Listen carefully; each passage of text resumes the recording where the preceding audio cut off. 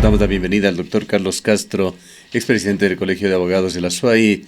Es también un abogado en ejercicio, fue por muchos años profesor universitario y decano de la Facultad de Jurisprudencia. Doctor Castro, muy buenos días. Estamos ingresando a un diálogo nacional la próxima semana, el día lunes, con el liderazgo del nuevo vicepresidente de Ecuador, Otto Sonnenholzner. Pero ha sorprendido en la ciudad de Cuenca que dentro de este diálogo nacional, cuando debía estar como uno de los principales puntos la definición de una política minera, no se la mencione, se la soslaye y es más, se emita un decreto absolutamente con dedicatoria para que sea el Ministerio de Energía y Minas el que elabore esta política minera, política que de hecho está ya escrita, está siendo socializada, pero no precisamente en foros públicos, únicamente con la Federación de Cámaras y los gremios empresariales de Ecuador. Con respecto a este tema, y antes de darle la palabra a usted, hemos resaltado en esta mañana la decisión del directorio de la empresa Etapa, que lo hace al cierre de esta administración de Marcelo Cabrera y del ingeniero Boris Piedra. El día de ayer se publica en Diario El Mercurio una resolución del directorio con 26 considerandos que resuelven en lo fundamental. Primero, declarar que la minería metálica en los páramos y bosques del macizo del Cajas es incompatible con el objetivo de conservación y protección de las cuencas hídricas y de la calidad del agua del Cantón Cuenca. Y segundo, exigir al señor presidente de la República que a través de las instancias competentes garantice el pleno derecho humano al agua de los habitantes del Cantón Cuenca. Una declaratoria, un informe que se lo hace público de manera oportuna cuando es el momento de exigir que realmente se socialice y se debata esta política minera. Bienvenido. Gracias, Gustavo, por esta invitación. Un saludo a la audiencia de Ondas Azuayas y Antena 1. La verdad es que la estrategia del diálogo propuesta por el gobierno de Lenín Moreno ha sido la forma a través de la cual el gobierno más bien ha ido imponiendo sus políticas. Una vez más ha quedado desprestigiado la herramienta de la socialización, del diálogo, porque simplemente se hace una pantomima que a la larga implica que en el fondo ya tienen asumidas las resoluciones, quieren dar la apariencia de participación ciudadana, de democracia, pero simplemente es una estrategia para luego imponer las decisiones que han tomado. De forma que inclusive esta instrucción para que se elabore la política minera establecida en el decreto número 722 simplemente ha sido una iniciativa para relanzar o a retomar las iniciativas para impulsar el proyecto extractivista en este país. Ahora, en lo que respecta a la cuestión de Etapa, me parece ciertamente oportuno el pronunciamiento de esta entidad, que es la entidad rectora de cuidar efectivamente el tema del agua, el ambiente. Es la entidad que ha venido a lo largo de la historia haciendo realmente mucho esfuerzo para preservar las mejores condiciones para dotar de agua a la ciudad de Cuenca. Oportuna está este pronunciamiento en virtud de que estamos en plena ofensiva del gobierno para imponer su política extractiva en lo que es el macizo del Cajas. Yo he dicho siempre, es un tema estratégico de la ciudad. Y pienso que el gobierno va colocándose en una situación bastante delicada, Gustavo. Un gobierno que inobserva la Constitución, igual que el anterior gobierno correísta. Un gobierno que respete el ordenamiento jurídico, las leyes ambientales, que respeta la consulta popular nacional del 4 de febrero de 1918, la consulta de Girón, los pronunciamientos del gobierno autónomo descentralizado provincial de la SUAY,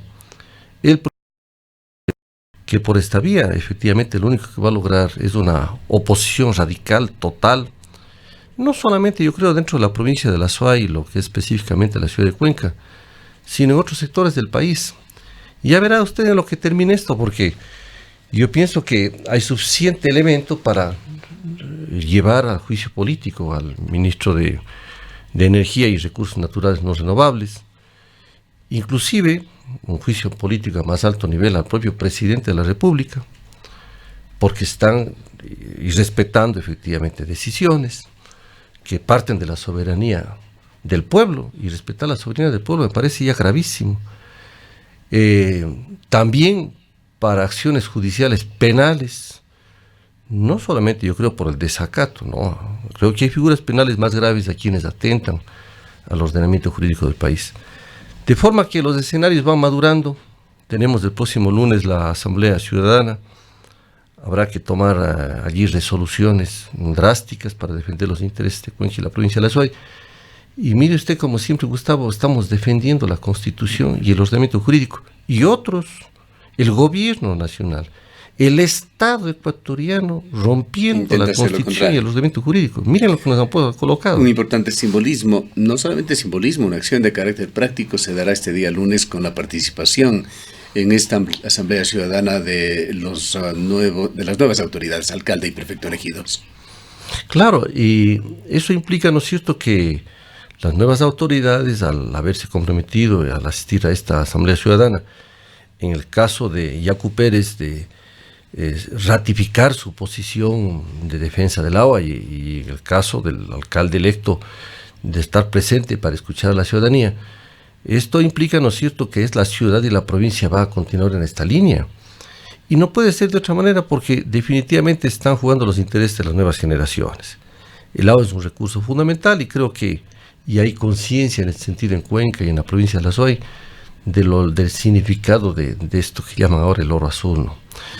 Ahora creo que la asamblea va a ser trascendental el día lunes. Yo espero que sea una asamblea donde concurra toda la ciudadanía, una asamblea democrática donde se debata, se discuta, se tomen acuerdos, resoluciones unánimes y podamos seguir avanzando en una serie de acciones, Gustavo. A ello yo quisiera en esta entrevista, Gustavo, señalar que es imposible que, como está la Constitución de la República, como está el Código Orgánico del Ambiente, puede efectivamente avanzar el proyecto de minería en lo que es el Cantón Cuenca. Sobre todo en la... Quimsacocha particularmente vemos que lo tienen en los inventarios del gobierno como algo que definitivamente se va a hacer. Allí explíquenos desde un punto de vista constitucional y legal cómo lo van a hacer tras todos los hechos que se han dado. Solo rompiendo la Constitución, como ya están en esa situación, solo rompiendo, violando la Constitución, violando el Código Orgánico del Ambiente, violando el ordenamiento jurídico, es decir, una acción contumaz de rebeldía frente al ordenamiento jurídico ecuatoriano. Por eso digo, les va colocando al gobierno una situación absolutamente peligrosa. A ellos súmele usted la situación política del país en general, que yo no sé, el gobierno acaso no tiene buenos sensores de lo que está pasando en el ambiente político del país. Primero, se va ahondando la oposición de diferentes sectores en este país.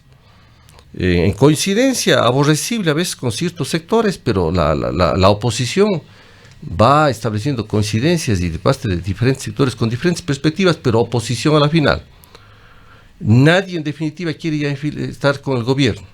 Usted mire la situación del partido Creo, la situación del Partido Social Cristiano, sume usted la propia posición de los sectores correístas, sume usted a esto, ¿no es cierto?, la propia oposición desde diferentes perspectivas de los sectores obreros, campesinos, indígenas, sectores de profesores, estudiantiles en este país. ¿Qué es lo que pasa con este gobierno? Este gobierno tiene una situación absolutamente débil y avanzar en el proyecto de extractivista, de a toda costa rompiendo la Constitución y el ordenamiento jurídico, burlando a la voluntad popular, avanzar en este proyecto minero en nuestra ciudad, es una locura. Algo lamentable porque el gobierno además se ha rodeado de empresarios. Hay empresarios que están en posiciones claves como el ministro de Economía, por ejemplo, pero pensar que con ese entorno de gente, inclusive con el apoyo del Fondo Monetario Internacional, que se entiende existe un acuerdo ya en marcha, se olvide de temas tan importantes como un cambio de matriz productiva, pero global, bien meditado, bien pensado, y persistir en más bien fortalecer esa especie de vocación de Ecuador de ser simplemente un proveedor de materias primas con un costo altísimo para su población y para su naturaleza es realmente inaceptable. Lo que usted plantea, Gustavo, es algo importante, ¿no? Le veo que usted viene insistiendo ya desde hace algunos días en lo que es necesario debatir y encontrar otro modelo que pueda efectivamente dar salida al país. Yo coincido con eso. Yo creo que muchos sectores empresariales van pensando en esta situación. A la final, esta política de endeudamiento agresivo, esta política, este modelo de solamente, ¿no es cierto?, producir materias primas, este modelo primario exportador que se ha llamado, no tiene destino en nuestro país. Y creo que los ecuatorianos tendremos que hacer eso sí, y ahí sí, ¿no es cierto?, valdría un diálogo, un debate nacional, para hacer sacrificios entre todos para cambiar el modelo.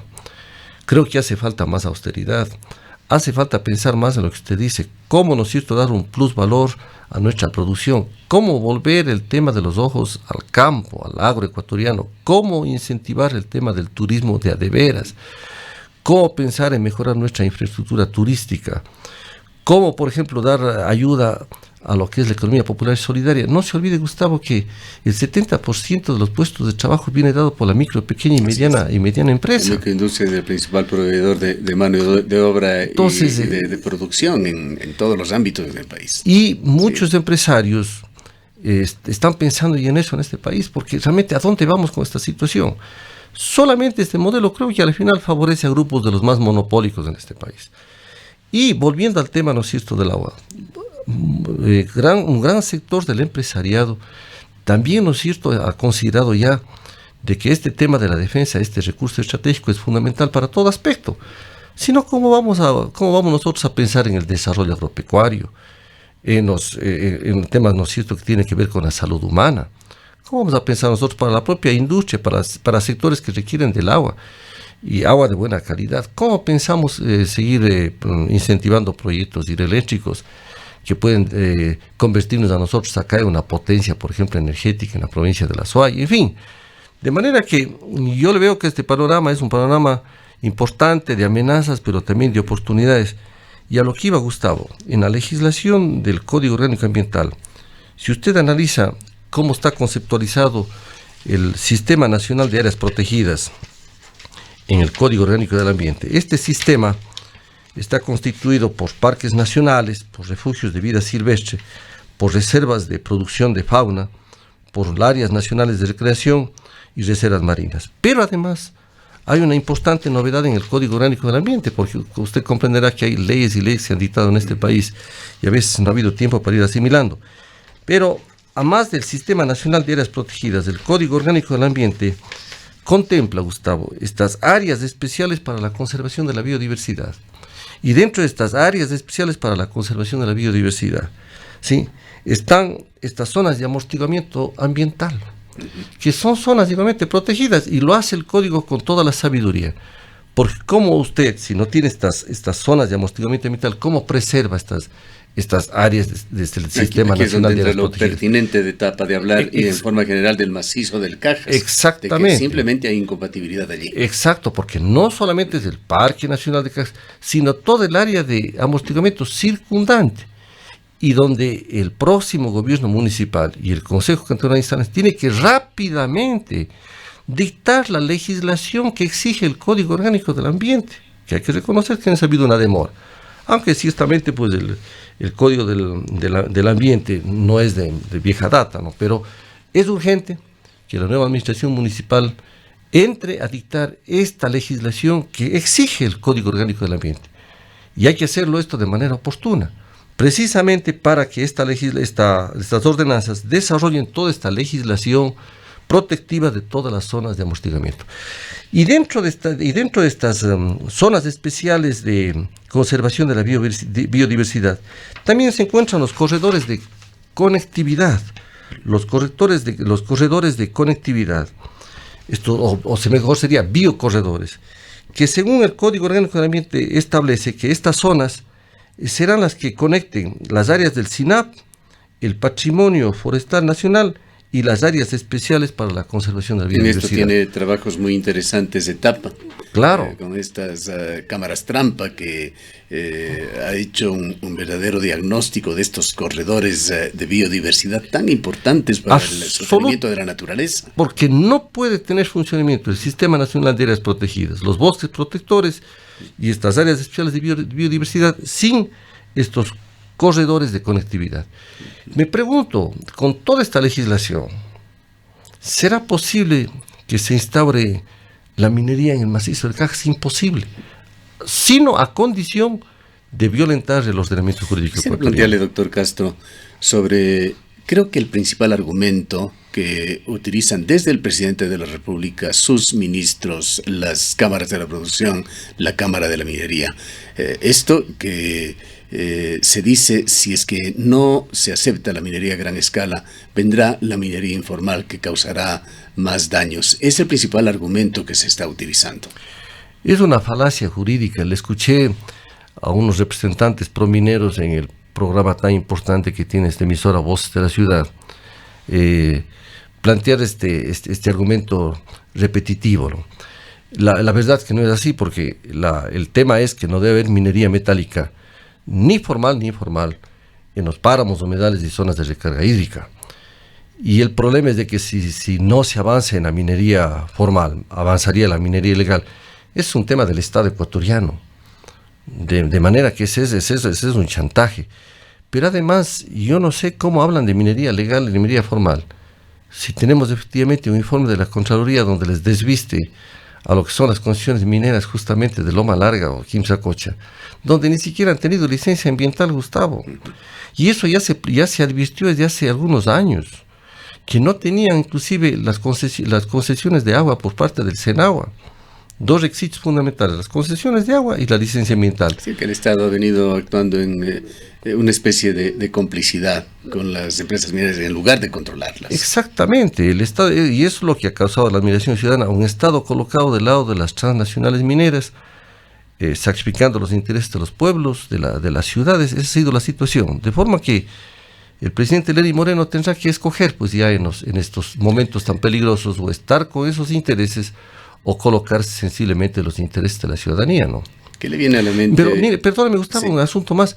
Mire usted lo que dice el manifiesto de Etapa. Etapa ha gastado $300 millones en inversiones para precautelar, ¿no es cierto?, estos bosques y vegetación protectoras, estos parques, estas áreas, en fin.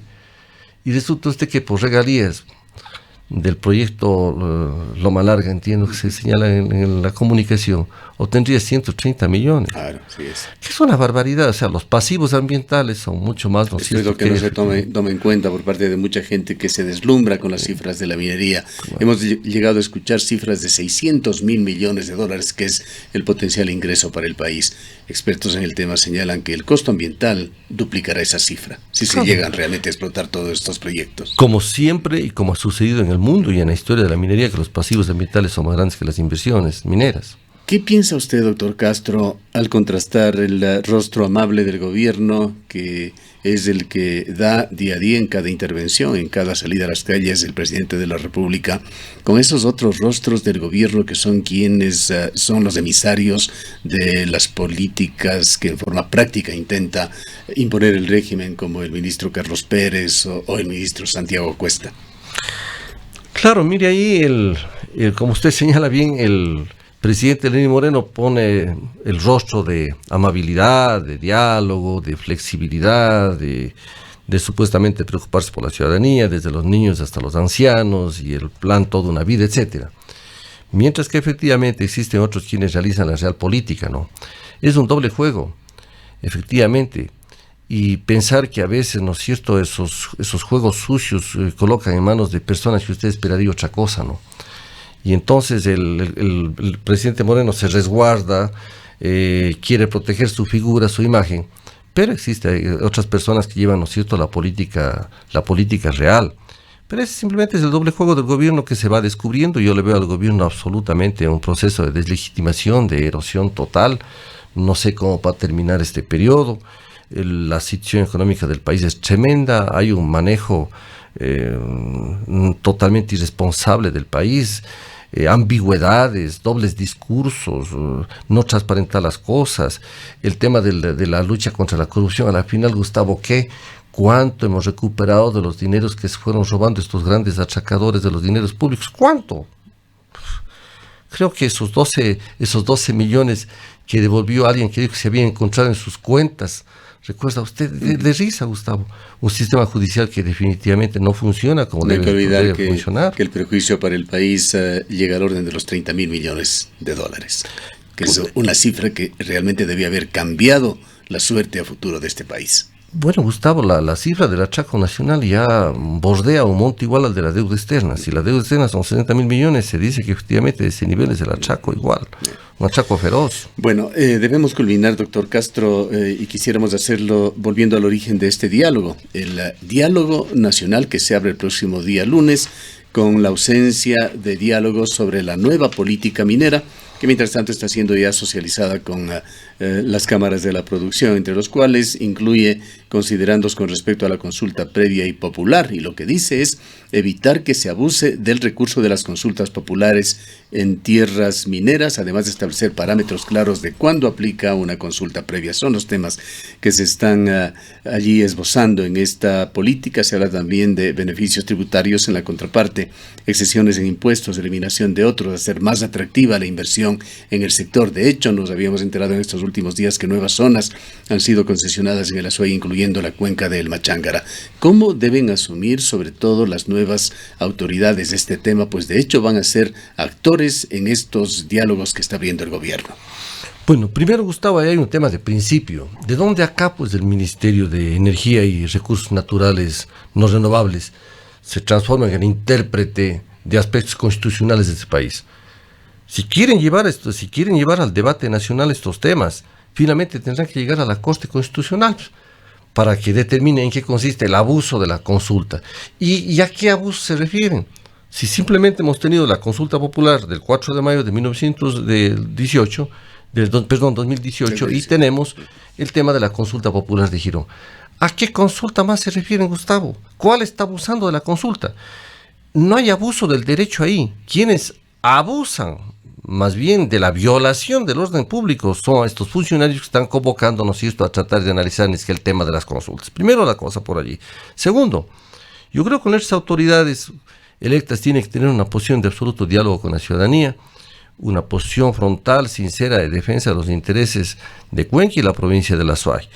El tema de la postración de nuestra provincia en materia de vialidad definitivamente ha llegado ya a niveles que no se puede aguantar, es inaceptable. Y hay cosas contrastantes que tenemos que hacerlo, bien por el desarrollo del resto del país, pero se está iniciando una obra monumental de casi, un túnel de casi 2 kilómetros de largo para servir por Santo Domingo a la conexión entre Guayaquil y Quito. Siempre la gran inversión vial en el país concentrada en el norte.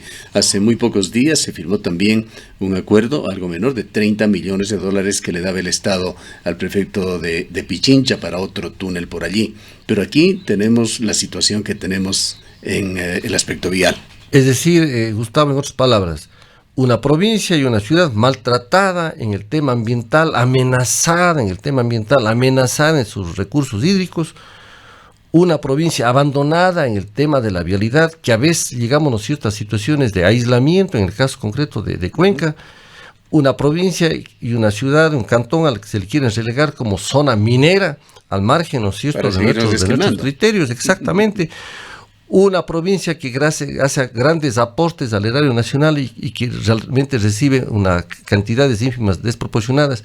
Va llegando el momento, Gustavo, en que tengamos que plantear una asamblea ciudadana por intereses más globales, incluyendo el tema efectivamente de la vialidad, porque ya es insoportable. Y además de eso, aislados también en el tema prácticamente en el tema por vía aérea. Pensaríamos que se va a vislumbrar muy pronto una asamblea provincial con el prefecto Yacuberas. Una asamblea provincial en donde digamos de una vez, bueno, la Azuay y Cuenca es parte del Ecuador, ¿no? Y no puede haber esa concentración de todo el presupuesto nacional en la región centro-norte del país, ¿no?